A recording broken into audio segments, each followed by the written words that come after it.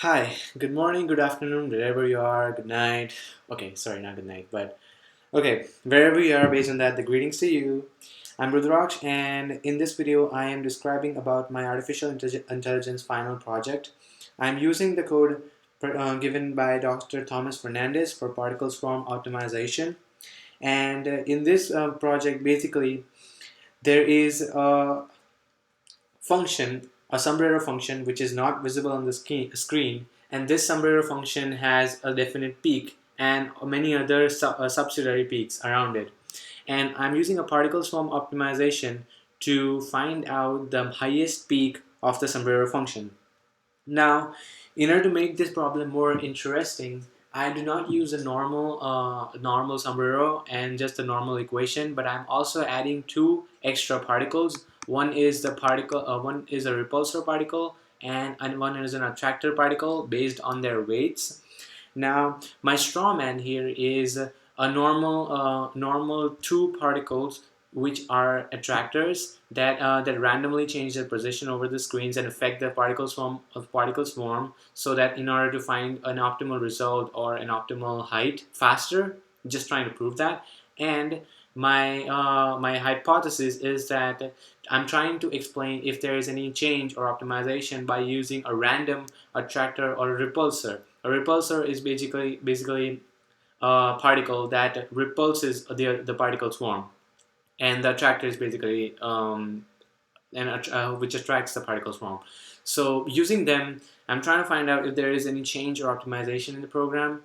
My program runs and looks like this. So these are all the particles. The ones that you see over here, the big ones, they have initially found a very good space, so their scale increases by 3 times. The one you see over here is the best in the swarm, and the two yellow dots you see over here, they are the random repulsors or attractors based on their weight.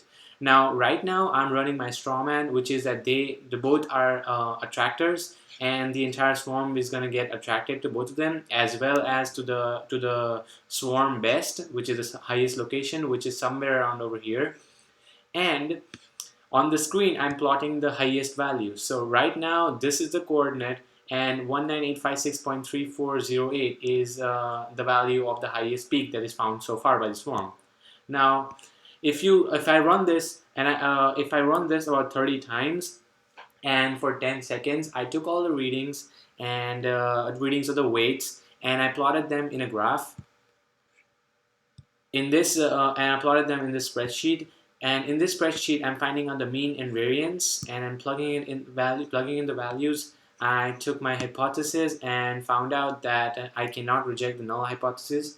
What basically it means is that both the problems, by using a random attractor repulsor or just two random attractors, which is my strawman, there is no significant change in the program, and there is no optimization or any change that is obtained by this program.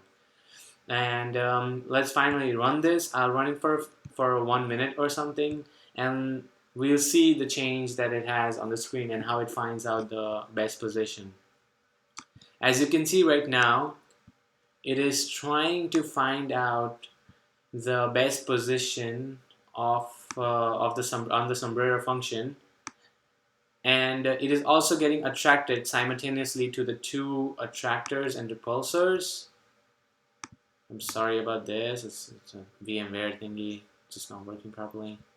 Yeah. So as you can see, it's also getting attracted to these 2 points. One is this yellow point and this other yellow point. Right now they are attracting it.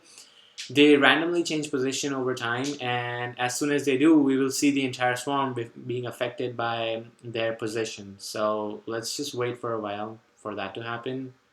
Again, I'm sorry for the VMware. It is not working properly, or my net is not working properly. I'm not sure which one is it. Okay, so I don't know what happened, but over here we can see that the yellow particles, change their position, and the entire swarm is getting affected by them. And over here you can see that and better result is being obtained. and the height is increasing, so the entire swarm is finding better and better heights.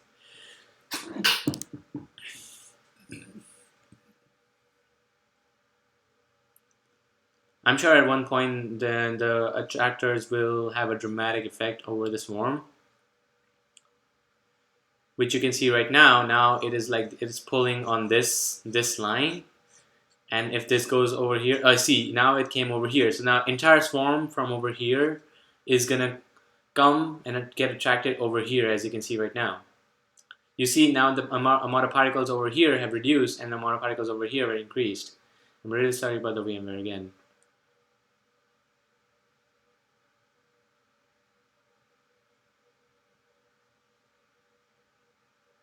Now the swarm is going to attract towards the bottom because the two particle attractors are at the bottom. As you can see, now the amount of the clustering of the particles are reduced over here. Now see again, it moved this position from here to here, and you can see all the particles are being influenced by the two random attractors, and their movements are also changed according to the position of the random attractors. So that's my program.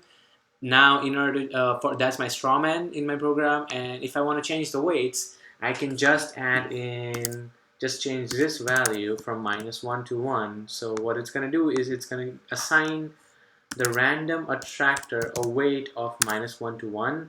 If it gets a negative weight, that means that it is a repulsor, and if it gets a positive weight, then it means that it is a attractor. Let's see how it goes. Let's build the solution again and see how that looks like.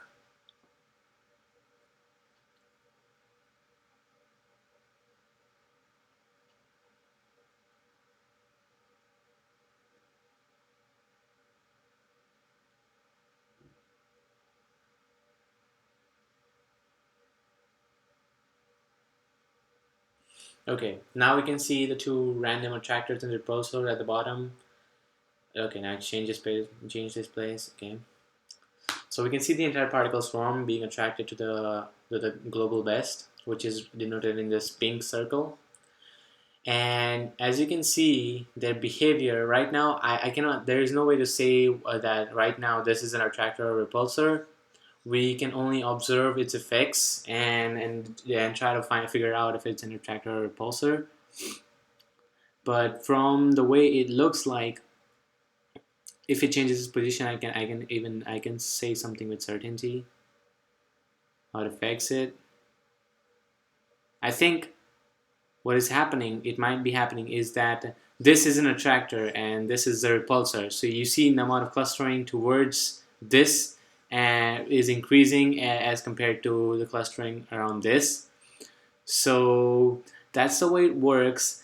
And as we saw in the spreadsheet, the variance and the means prove that there is no significant difference in the entire swarm in finding out the global best. So that's my program, and I hope you had fun watching. Thank you, and have a nice day.